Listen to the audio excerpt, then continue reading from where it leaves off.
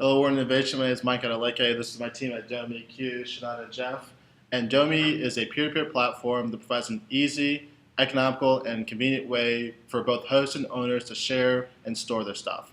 So what we do at Domi is allow anyone who's an owner can be someone who has a store, an apartment, a garage, a storage locker, a warehouse, you name it, that essentially has excess space in an urban area. So what we allow them to do is kind of take pictures of their space, post it on our platform, and rent out that space for storage space. On the flip side, with the owners, you allow owners just much more options to store their space, cheaper options, places that are closer to them, and just allow all this kind of unused inventory in an urban area. And that's really our goal, to release all the unused inventory in an urban area, whether that be a garage, a storage locker, an apartment, and provide that for storage. Our business model is such where we take 10% of the transaction fee between an owner and a host. So let's say an owner has a garage they're renting out for $60 a month. We will take 10% of that cut.